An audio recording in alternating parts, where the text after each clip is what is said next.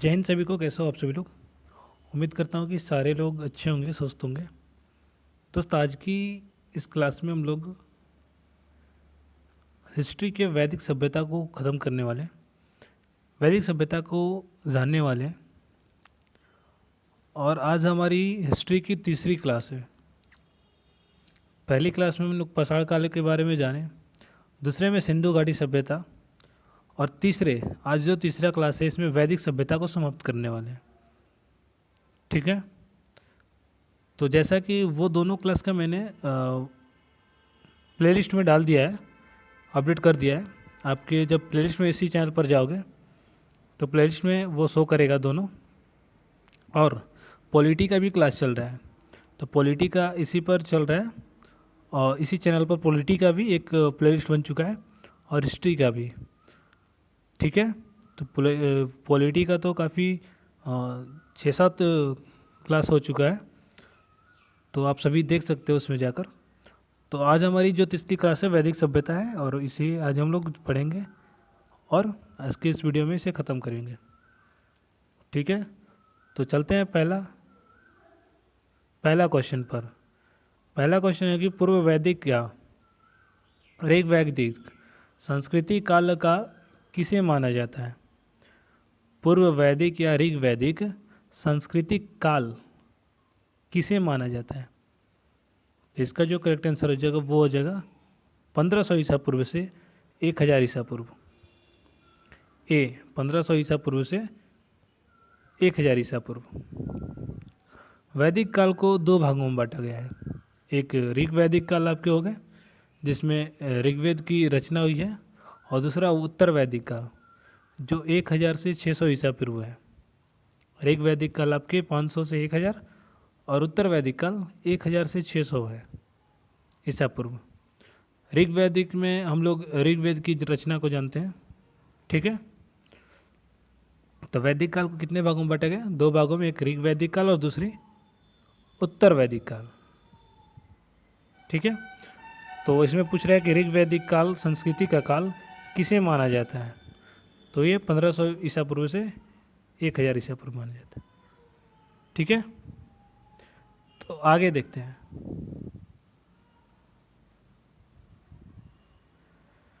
आगे है कि उत्तर वैदिक संस्कृति का काल किसे माना जाता है? तो अभी मैंने बताया कि उत्तर वैदिक का जो माना जाता है 1000 से 600 ईसा पूर्व माना जाता है। 1000 ईसा पूर्व से 600 ईसा पूर्व माना जाता है। 1000 ईसा पूर्व के आसपास लोहे के उपयोग के साक्ष्य मिलने लगे थे, और मिलने के बाद सामाजिक आर्थिक संरचना बदलने लगी, जिसे उत्तर वैदिक काल कहा जाता है। ठीक है, तो आगे देखते हैं। ये 2016 का है, आप देख सकते हो। NTPC 2016 का ये क्वेश्चन पूछा जा चुका है। ठीक है, ऊपर मैंने जो किया है ये आपके CGL 2016 का क्वेश्चन है, UPSC 2021 का क्वेश्चन है। ये सारे मैं लेटेस्ट क्वेश्चन इसलिए करा रहा हूँ कि ताकि आपको पता चले कि किस तरीके से क्वेश्चन पूछे जाते हैं, और आपके इससे के द्वारा, इसी क्वेश्चन के द्वारा सिलेबस भी ख़त्म हो जाएंगे। तो यार इस क्लास लिए बहुत ज़्यादा फ़ायदा है आप लोगों को। पहले तो आपके क्वेश्चन मिल रहे हैं कि कैसे पूछे जाते हैं क्वेश्चन प्रीवियस ईयर, और प्लस में प्रीवियस ईयर क्वेश्चन है, प्रीवियस ईयर क्वेश्चन है। आप देख सकते हो ये पूछा गया है सारे क्वेश्चन में जो करा रहा हूँ, और प्लस में हमारे यहाँ से सिलेबस भी कवर हो रहे हैं। तो इससे अच्छी बात क्या हो सकती है? तो आप लोग पूरा प्लेलिस्ट का हर एक वीडियो को शुद्ध देखें और हर एक टॉपिक अपना कवर करें। ठीक है, तो देखते हैं अगला क्वेश्चन है कि आर्य शब्द का शाब्दिक अर्थ क्या है? आर्य शब्द का शाब्दिक अर्थ क्या है? तो आर्य शब्द का जो शाब्दिक अर्थ होता है वो श्रेष्ठ या कुलीन होता है। श्रेष्ठ या कुलीन होता है, तो इसका बी हो जाएगा ऑप्शन, श्रेष्ठ या कुलीन। संस्कृत में आर्य का अर्थ एक उत्तम, आर्य का अर्थ जो होता है एक उत्तम, आदरणीय या श्रेष्ठ व्यक्ति होता है। यह किसी जाति का नहीं बल्कि भाषाई समूह का सूचक था। यह जो था आपके किसी जाति का नहीं बल्कि भाषाई समूह का सूचक था। ठीक है, ये किसी उत्तम, आदरणीय या श्रेष्ठ व्यक्ति होते थे। जिसे आर्य कहा जाता था। ठीक है, आगे देखते हैं। आगे है कि ऋग्वैदिक आर्यों का मुख्य व्यवसाय क्या था। ऋग्वैदिक काल के जो लोग थे उनका मुख्य व्यवसाय क्या था। तो ऋग्वैदिक काल के जो लोग थे उनका मुख्य व्यवसाय जो था वो पशुपालन था। वो पशुपालन था। ऋग्वैदिक आर्य खानाबदोश थे, यानी उनके लिए गाय सबसे जो वहाँ के ऋग्वैदिक के आर्य थे लोग, जो लोग थे उनके लिए गाय महत्वपूर्ण संपत्ति थी और कृषि का स्थान वहाँ पर सेकेंडरी था। दूसरा स्थान था कृषि का। पहला उनका जो था मुख्य व्यवसाय वो पशुपालन का था, कृषि का नहीं था, कृषि का दूसरा था। ठीक है, ऋग्वैदिक काल में आपकी कृषि का स्थान दूसरा था, पहला पशुपालन का था, जिसमें गाय एक महत्वपूर्ण संपत्ति मानी जाती थी। ठीक है, तो आगे देखते हैं। आगे है भारतीय संघ का आदि ग्रंथ कहा जाता है। भारतीय संघ का भारतीय संगीत का आदि ग्रंथ किसे कहा जाता है। तो भारतीय संगीत का जो आदि ग्रंथ कहा जाता है वो सामवेद को कहा जाता है। सामवेद को। सामवेद में गायन योग्य मंत्रों का संकलन है। भारतीय शास्त्रीय संगीत के सप्त जो स्वर होते हैं, सा रे गा मा, ये जो स्वर होते हैं यहाँ से ही आए हैं, यानी ये सामवेद से ही आते हैं। सामवेद में ही इसका वर्णन किया गया। जो सारे गामा होता है, स्वर होता है, 7 स्वर, वो सामवेद में गाया गया है। ठीक है, आगे देखते हैं। आगे की प्रथम विधि निर्माता कौन है। कौन थे प्रथम विधि निर्माता? कौन थे? मनु थे। ठीक है, मनु थे। इनका एक ग्रंथ भी था मनुस्मृति कर। मनुस्मृति जो था वो प्राचीन भारत का प्रथम विधि ग्रंथ माना जाता है। इनके एक ग्रंथ जो था जिसका नाम मनुस्मृति, वो प्राचीन भारत का प्रथम विधि ग्रंथ माना जाता है, जिसके रचयिता कौन थे? ये मनु थे। ठीक है, आगे देखते हैं। आगे है कि कृष्ण भक्ति का प्रथम और प्रधान ग्रंथ है। कृष्ण भक्ति का प्रथम और प्रधान ग्रंथ कौन सा है। तो कृष्ण भक्ति का जो प्रथम और प्रधान ग्रंथ है वह है श्रीमद् भागवत। श्रीमद् भागवत गीता जो है कृष्ण भक्ति का प्रथम और प्रधान ग्रंथ है। ठीक है, श्रीमद् भागवत गीता महाभारत के भीष्म पर्व का हिस्सा है और यह कृष्ण भक्ति व दर्शन का मूल आधार है। ठीक है, आगे देखते हैं। ऋग्वेद के किस मंडल में शूद्र का उल्लेख पहली बार मिलता है। ऋग्वेद के किस मंडल में शूद्र का उल्लेख पहली बार मिलता है। तो ये 10वें मंडल में मिलता है। ऋग्वेद के 10वें मंडल में शूद्र का उल्लेख मिलता है। जो ऋग्वेद के 10वें मंडल हैं उसमें पुरुष सूक्त के वर्ण व्यवस्था का वर्णन है, जहाँ पहली बार ब्राह्मण, क्षत्रिय, वैश्य और शूद्र का उल्लेख मिलता है। जहाँ पहली बार ब्राह्मण, क्षत्रिय, वैश्य और शूद्र का उल्लेख मिलता है। ठीक है, अब पुरुष सूक्त में वर्ण व्यवस्था का वर्णन है 10वें मंडल में ऋग्वेद के। ठीक है, आगे देखते हैं। आगे है कि वेदों की संख्या कितनी है। वेदों की संख्या कितनी है। तो वेद सबको पता है कि वेदों की संख्या 4 होती है। वेदों की संख्या 4 होती है, ऋग्वेद, सामवेद, यजुर्वेद और अथर्ववेद। वेदों की संख्या 4 होती है, ऋग्वेद, सामवेद, यजुर्वेद और अथर्ववेद। ये 4 वेदों की वेद होते हैं। ठीक है, तो आगे देखते हैं। आगे की सत्यमेव जयते किस उपनिषद से लिया गया है। सत्यमेव जयते जो लिया गया वो किस उपनिषद से लिया गया है। ये किस उपनिषद से लिया गया। तो ये मुंडक उपनिषद से लिया गया है, मुंडक उपनिषद से लिया गया है। भारत का राष्ट्रीय आदर्श वाक्य जो है सत्यमेव जयते, वो मुंडक उपनिषद से लिया गया है। ठीक है, आगे कि मुख्य ऋग्वेद में संपत्ति का मुख्य रूप क्या था? ऋग्वेद में संपत्ति का मुख्य रूप क्या था? तो ऋग्वेद में जो संपत्ति का मुख्य रूप था वो था गोधन। गोधन यानी गाय, मुख्य रूप जो था वो गाय था। मैंने बताया ना कि ऋग्वेद में गाय को एक महत्वपूर्ण माना जाता था। और ऋग्वेद काल में गायों की संख्या से व्यक्ति की समृद्धि मापी जाती थी। आपके पास गाय की संख्या से व्यक्ति की समृद्धि मापी जाती थी। मतलब इतना महत्वपूर्ण था ऋग्वैदिक काल में गाय को, इतने महत्वपूर्ण थे। युद्ध भी गायों के लिए ही होता था वहाँ से, जिसे गविष्ट कहा जाता है, जिसे गविष्ट कहते थे। वहाँ पर युद्ध भी जो होता था वो गायों के लिए ही होता था। लेकिन आजकल आप देख रहे हो कि गायों को लोग कैसे यूज़ कर रहे हैं खाने में, मतलब क्या ही अब बताएं। अब आप लोग हर न्यूज़ में सुनते होंगे, देखते होंगे। कोई नहीं, आगे देखते हैं। आगे क्वेश्चन है, पुराणों की संख्या कितनी है? पुराणों की संख्या कितनी है? तो जो पुराणों की संख्या वो है 18।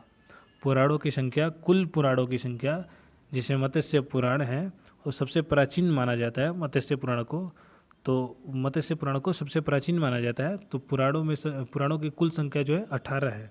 ठीक है, आगे देखते हैं। प्रसिद्ध गायत्री मंत्र किस पुस्तक में मिलता है? प्रसिद्ध गायत्री मंत्र जो मिलता है वो किस पुस्तक में मिलता है?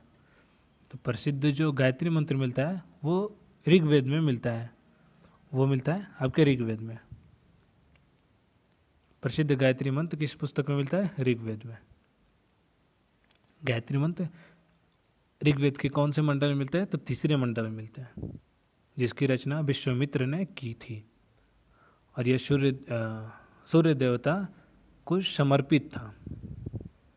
ठीक है, गायत्री मंत्र सूर्य देवता को समर्पित है। ठीक है, आगे देखते हैं। किस देवता के लिए ऋग्वेद में पुरंदर शब्द का प्रयोग किया गया है? जो पुरंदर शब्द का प्रयोग किया है ऋग्वेद में, वो किस देवता के लिए किया गया है? तो वो इंद्र देवता के लिए किया गया है। किस देवता के लिए? इंद्र देवता के लिए। पुरंदर का अर्थ होता है कि कीलों को तोड़ने वाला। और ऋग्वेद में इंद्र सबसे प्रतापी देवता थे, जिनके लिए 250 सूक्त हैं। ऋग्वेद में इंद्र देवता के लिए 250 सूक्त हैं। और ये बहुत सबसे प्राचीन देवता, प्रतापी देवता थे। ऋग्वेद के सबसे प्रतापी देवता थे। ठीक है, तो पुरंदर का अर्थ क्या होता है? कीलों को तोड़ने वाला। ठीक है, तो आगे देखते हैं। अस्तोमा समरय कहाँ से, सॉरी क्वेश्चन यही है क्या? हाँ ठीक है। अस्तोमा सद्रमय कहाँ से लिया गया है? अस्तोमा सद्रमय कहाँ से लिया गया है? तो ये ऋग्वेद से लिया गया। ऋग्वेद से, ये मूल रूप से ऋग्वेद से ही लिया गया। लेकिन यह जो आपके है बृहद्रणायक उपनिषद से भी विस्तार इसके मिलते हैं। ठीक है, आगे देखते हैं। आर्य भारत में बाहर से आए और सर्वप्रथम कहाँ बसे? आर्य जो थे वो भारत में बाहर से आए और सर्वप्रथम कहाँ बसे थे? तो वो पंजाब में बसे थे। वो पंजाब में बसे थे। ठीक है, मैक्स मुलर के अनुसार आर्य जो मध्य एशिया से आए थे वो सबसे पहले सप्त सैंधव प्रदेश, जो आधुनिक अभी उसे वर्तमान में पंजाब और हरियाणा कहते हैं, वहाँ पर बसे थे। ठीक है, तो आगे देखते हैं। वेदों को अपौरुषेय क्यों कहा जाता है? वेदों को अपौरुषेय क्यों कहा जाता है? क्योंकि वेदों की रचना देवताओं द्वारा की गई थी। क्योंकि वेदों की रचना देवताओं के द्वारा की गई थी। माना जाता है कि वेद ईश्वर की वाणी है और ऋषियों ने उन्हें केवल सुना और संकलित किया, इसलिए उन्हें श्रुति भी कहा जाता है। श्रुति भी कहा जाता है। ठीक है, तो आगे देखते हैं क्वेश्चन। आगे है कि वैशेषिक दर्शन के प्रतिपादक हैं। वैशेषिक दर्शन के प्रतिपादक कौन है? उलुक कड़ाद है। उलुक कड़ाद, सी उलुक कड़ाद। महर्षि कड़ाद ने वैशेषिक दर्शन दिया जिसमें उन्होंने परमाणु सिद्धांत यानी एटम थ्योरी की नींव रखी थी। ठीक है, आगे देखते हैं। मीमांस या पूर्व मीमांस दर्शन के प्रतिपादक हैं। मीमांस या पूर्व मीमांस के दर्शन के प्रतिपादक कौन है? तो वो हैं जैमिनी। जैमिनी ए। जैमिनी ने कर्म कांडों की व्याख्या के लिए मीमांस दर्शन की रचना की थी। ठीक है, जैमिनी ने ही कर्म कांड की व्याख्या करने के लिए मीमांस जैसे दर्शन की रचना की थी। ठीक है, आगे।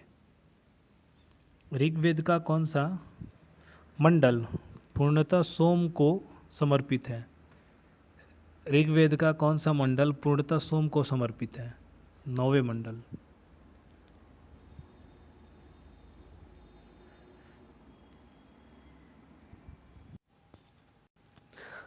आपके 9वें मंडल में जो सभी 114 सूक्त हैं वो सोम को समर्पित है। किसे समर्पित है? सोम को समर्पित है। ठीक है, आगे।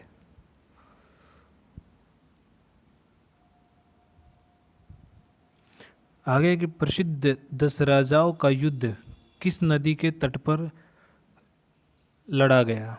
प्रसिद्ध जो 10 राजाओं का युद्ध था वो किस नदी के तट पर लड़ा गया? तो ये लड़ा गया था आपके रावी नदी के तट पर। रावी। ठीक है, ये युद्ध राजा सुदास और 10 अन्य जनों के बीच आपके आधुनिक जो रावी नदी है, रावी नदी के किनारे हुआ था, जिसमें सुदास विजय हुए थे। ठीक है, पहले इसके परुषड़ी नाम था, लेकिन अभी उसका जो नाम है रावी नदी पड़ गया है।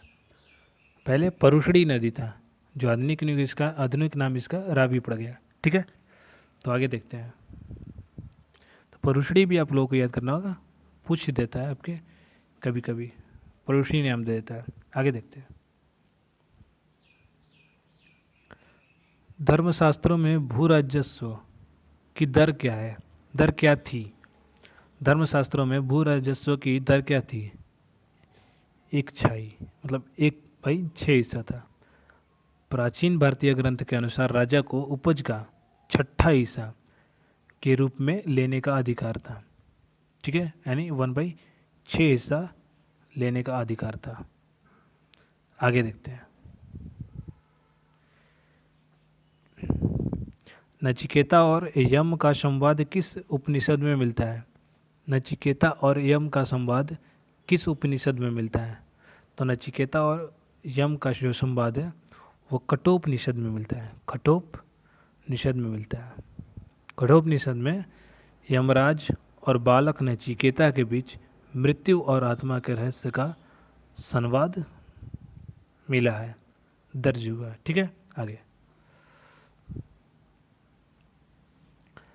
कपिल मुनि द्वारा प्रतिपादित दार्शनिक प्रणाली है। कपिल मुनि द्वारा प्रतिपादित दार्शनिक प्रणाली है, कौन सी प्रणाली है? आपके सांख्य दर्शन। सांख्य दर्शन। सांख्य दर्शन भारत के सबसे प्राचीन दर्शनों में से एक है, जिसके प्रणेता कपिल मुनि थे। जिसके प्रणेता कपिल मुनि थे। सबसे प्राचीन दर्शन में एक है ये। आगे देखते हैं। उपनिषद काल के राजा अश्वपति कहाँ के शासक थे? अश्वपति। उपनिषद काल के राजा अश्वपति कहाँ के शासक थे? तो अश्वपति जो थे वो केकय के शासक थे, केकय के। ठीक है, केकय के राजा अश्वपति एक दार्शनिक राजा थे जिसका उल्लेख उपनिषदों से मिलता है। आगे,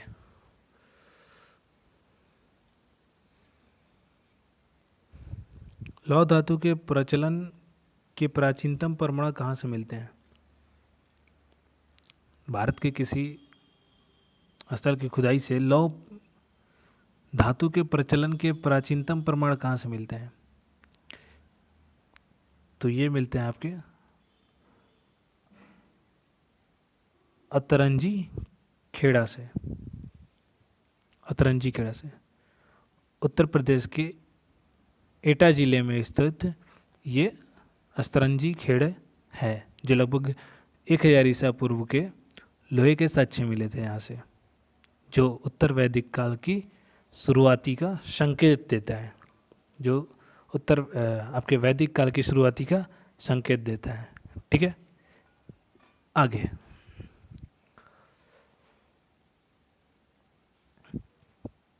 चरक संहिता नामक पुस्तक किस विषय से संबंधित है? चरक संहिता नामक पुस्तक किस विषय से संबंधित है? ये चिकित्सा से। चिकित्सा से चरक संहिता आयुर्वेद का एक प्रसिद्ध ग्रंथ है जिसकी रचना महर्षि चरक ने की थी। ठीक है, महर्षि चरक ने की थी। इस चरक संहिता, चरक ग्रंथ की, इस प्रसिद्ध ग्रंथ की। आगे, यज्ञ संबंधी विधि विधानों का पता चलता है। यज्ञ संबंधी विधि विधानों का पता चलता है किस में पता चलता है? तो ये आपके यजुर्वेद में पता चलता है। यजुर्वेद में पता चलता है। यजुर्वेद मुख्य रूप से योग और कर्म कांडों के विधियों का माना जाता था, और यह गद्य और पद्य दोनों में है। यह गद्य और पद्य दोनों में है। ठीक है, आगे, वैदिक युगीन सभा का क्या, वैदिक युगीन सभा क्या थी? वैदिक युगीन सभा क्या थी? मंत्री परिषद थी। जी, मंत्री परिषद थी। ऋग्वैदिक काल में सभा और समिति राजा पर नियंत्रण रखने के लिए एक संस्था थी। सभा यानी कुलीन वृद्ध लोगों की संस्था थी जो मंत्री परिषद की तरह कार्य करती रहती थी। ठीक है, आगे देखते हैं। ऋग्वेद में सबसे पवित्र नदी किसे माना जाता है? ऋग्वेद में सबसे पवित्र नदी किसे माना जाता है?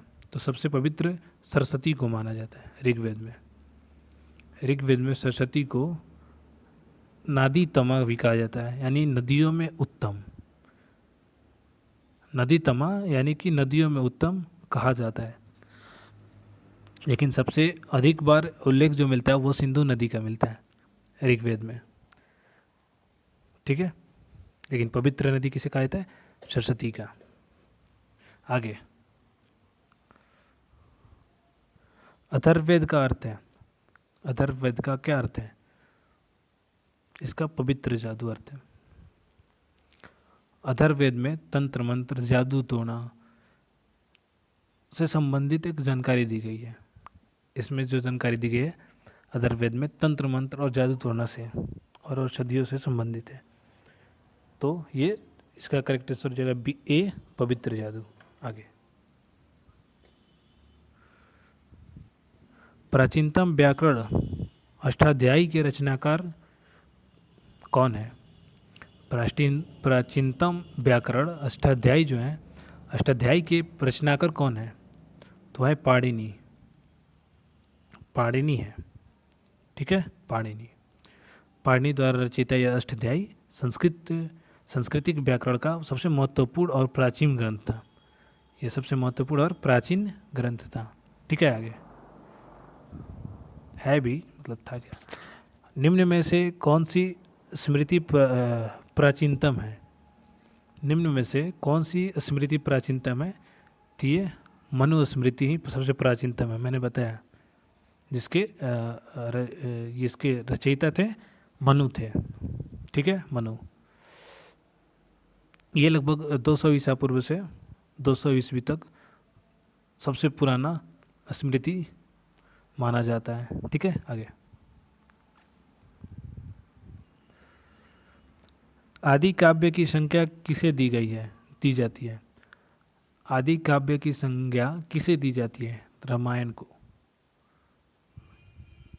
वाल्मीकि रचयिता रामायण को सांस्कृतिक साहित्य का आदि काव्य कहा जाता है। वाल्मीकि जो ये रामायण के रचयिता थे, उन्हें संस्कृति साहित्य का आदि काव्य कहा जाता है। ठीक है, आगे। ऋग्वेद में अघन्या यानी वध न करने योग्य किसके लिए प्रयोग किया गया है? तो मैंने सबसे बताया कि जो गाय थी वो सबसे महत्वपूर्ण यहाँ की थी गाय। ठीक है, पशुपालन में। तो ये गाय को वध न करने के लिए अघन्या शब्द का प्रयोग किया गया है। तो इसका करेक्ट आंसर हो जाएगा बी, गाय। गाय को वैदिक काल में अत्यंत पवित्र और आर्थिक स्थान दिया गया है, इसलिए इसे अघन्य कहा जाता है। अघन्य यानी वध न करने योग्य। आगे। मनुस्मृति मुख्यतः संबंधित है। मनुस्मृति जो है वो किससे संबंधित है? तो ये समाज व्यवस्था से संबंधित है। इसमें समाज व्यवस्था का वर्णन किया गया है। ठीक है, मनुस्मृति में मुख्य रूप से सामाजिक नियमों का और वर्ण व्यवस्था के और संस्कारों का वर्णन इसमें किया गया है, देखने को मिलता है। ठीक है, आगे। गायत्री मंत्र की रचना किसने की थी? गायत्री मंत्र की रचना किसने की थी? तो गायत्री मंत्र की रचना जो की थी वो विश्वामित्र ने की थी। महर्षि विश्वामित्र ने ऋग्वेद के 3रे मंडल में गायत्री मंत्र की रचना की थी। अब मैंने बताया ही। आगे देखते हैं। ऋग्वेद में कुल कितने मंडल हैं? ऋग्वेद में कुल कितने मंडल हैं? तो कुल जो मंडल है वो 10 है। ऋग्वेद में 10 मंडल हैं। और 1000 सूक्त की बात करें तो 1028 सूक्त हैं लगभग। और जो रचनाएं हैं, मंत्र हैं, 10,580 माना जाता है। लगभग 10,580 माना जाता है। ठीक है, तो आगे देखते हैं। न्याय दर्शन को प्रचारित किया गया। न्याय दर्शन को प्रचारित किया गया था गौतम ने। प्रचारित किसने किया था? गौतम ने। गौतम। महर्षि गौतम ने न्याय सूत्र की रचना की, जो तर्क शास्त्र पर आधारित दर्शन है। ठीक है, आगे। प्राचीनतम भारत में निष्क से जाना जाते थे। प्राचीनतम भारत में निष्क से कौन जाने जाते थे? स्वर्ण आभूषण। स्वर्ण आभूषण। वैदिक काल में निष्क गले में पहनने वाले सोने का एक आभूषण था। जो गले में सोने पहनते हैं उसको निक्स कहे जाते थे ऋग्वेद आपके वैदिक काल में, जो बाद में आपके विनिमय के माध्यम यानी मुद्रा के रूप में भी प्रयोग होने लगा। ठीक है, आगे।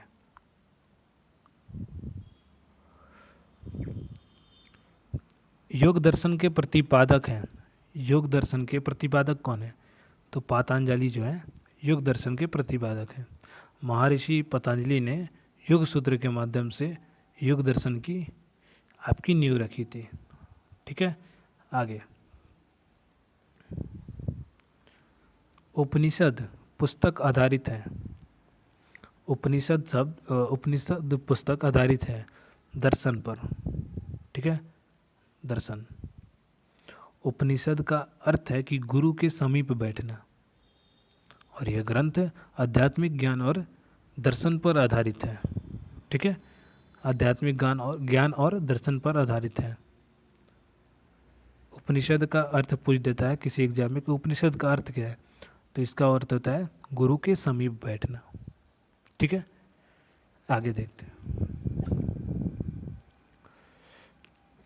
ऋग्वेद का कौन सा मंडल सबसे नवीन है? ऋग्वेद का कौन सा मंडल सबसे नवीन है?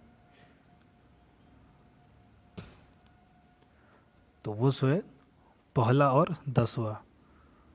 पहला और 10वां जो मंडल है वो सबसे नवीन है। ऋग्वेद के मंडल जो और जो 2 से 7 है वो सबसे प्राचीनतम है। इन्हें वंश मंडल कहते हैं, जबकि 1 और जो 10 है ये सबसे अंत में जोड़े गए थे। सबसे अंत में जोड़े गए थे, बाद में जोड़े गए थे 1 और 10वें। ठीक है, आगे देखते हैं। गोत्र व्यवस्था प्रचलन में कब आई? गोत्र व्यवस्था जो थी वो प्रचलन में कब आई? तो ये उत्तर वैदिक काल में आई थी।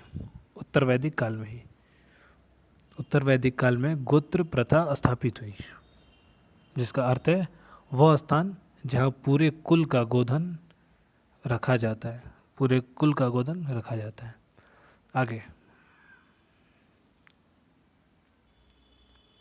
ऋग्वैदिक आर्यों की भाषा क्या थी?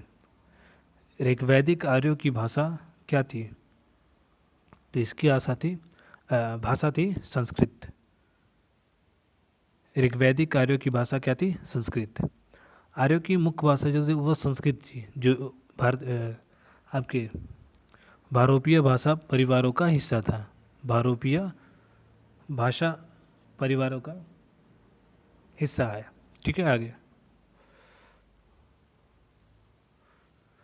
सभा और समिति प्रजाति के 2 पुत्रियां थीं, उल्लेख कहाँ किया गया है? सभा और समिति प्रजापति की 2 पुत्रियां थीं, इसका उल्लेख किस वेद में मिलता है? तो इसका जो मिलता है वो अथर्ववेद में मिलता है। अथर्ववेद। अथर्ववेद में शासन पद्धति के महत्व को बताए हुए इन दोनों संस्थाओं को प्रजापति और प्रजापति की पुत्रियां कहा जाता है। ठीक है, आगे, ऋग्वेद के किस देवता की स्तुति में 250 सूक्त हैं? ऋग्वैदिक काल में उस किस देवता का नाम जिसकी स्तुति 250 सूक्तों की रचना की गई है? तो 250 सूक्तों की जो रचना की गई है वो थे इंद्र। इंद्र ऋग्वैदिक काल के सर्वाधिक महत्वपूर्ण देवता थे। और इसका जो स्थान पर था अग्नि था, जिसमें दूसरे स्थान पर था अग्नि, जिसमें 200 सूक्त हैं। ठीक है, आगे देखते हैं। आगे कि उत्तर वैदिक काल में सर्वोच्च देवता कौन बन गए थे? उत्तर वैदिक काल में किसी देवताओं का सर्वोच्च स्थान प्राप्त हो गया, तो ये प्रजापति, जिन्हें ब्रह्मा के कहा जाता था, प्रजापति को सर्वोच्च स्थान यानी प्रथम स्थान प्राप्त हो गया था उत्तर वैदिक काल में। ठीक है, उत्तर वैदिक काल आते आते इंद्र का महत्व कम हो गया और आपके प्रजापति जो देवता थे वो सबसे प्रमुख हो गए थे। ठीक है, आगे, संस्कारों की कुल संख्या कितनी है? तो संस्कारों की जो कुल संख्या होती है 16 होती है। संस्कारों की संख्या आपकी 16 है कुल संख्या। जो आपके हिंदू धर्मशास्त्र हैं उनके अनुसार जन्म से मृत्यु तक 16 मुख्य संस्कार का बताया गया है। 16 मुख्य संस्कार का, जैसे उपनयन का, विवाह का, अंत्येष्टि संस्कार, ये सारे संस्कार 16 संस्कारों में जोड़े गए हैं। ठीक है, आगे देखते हैं। ऋग्वेद में विष शब्द का उल्लेख कितनी बार हुआ है? ऋग्वेद में विष शब्द का उल्लेख कितनी बार की गई है? तो ये 170 बार की गई है। 170 बार। ऋग्वेद में जन का उल्लेख आपके 275 बार है, और विष यानी साधारण जनता, जिसका विष शब्द का उल्लेख 170 बार की गई है। जन शब्द का उल्लेख कितनी बार की है? 275 बार। ठीक है, तो आज हमारी वैदिक सभ्यता भी समाप्त हुई। तो आप सभी को पता है कि मैंने एक प्लेलिस्ट बना दी है, उसमें आपकी चल रही है आपकी, और उसी में सारी वीडियो अपलोड हो रही है। इसी चैनल पर चल रही है आपकी पॉलिटी की भी और हिस्ट्री की भी, इन दोनों सब्जेक्ट की चल रही है। तो आप लोग सारे वीडियो देखें। मैं बोल रहा हूँ कि आपके लिए बहुत बहुत ज़्यादा फ़ायदा है क्योंकि मैं प्रीवियस ईयर क्वेश्चन भी करा रहा हूँ, सिलेबस भी इससे कवर हो रही है आपकी, और पता भी चल रहा है कि कैसे क्वेश्चन पूछते हैं। तो आपके लिए बहुत ज़्यादा फ़ायदा होने वाला है। इस क्लास से जुड़े रहें और अपना प्यार बनाए रखें इस क्लास पर, ठीक है। इस चैनल को थोड़ा सपोर्ट करें, आप लोगों की सपोर्ट की बहुत ज़रूरी है, आप लोगों की सपोर्ट बहुत ज़रूरत है। आप लोगों की सपोर्ट से ही ये चैनल ग्रो करेगी, अन्यथा ये चैनल तो कुछ नहीं है, आप लोगों के भरोसे ही है ये चैनल। तो आप लोग प्लीज़ सपोर्ट करें। तो आज की क्लास समाप्त हुई, मिलते हैं अगली क्लास में। सबको जय हिंद, जय भारत।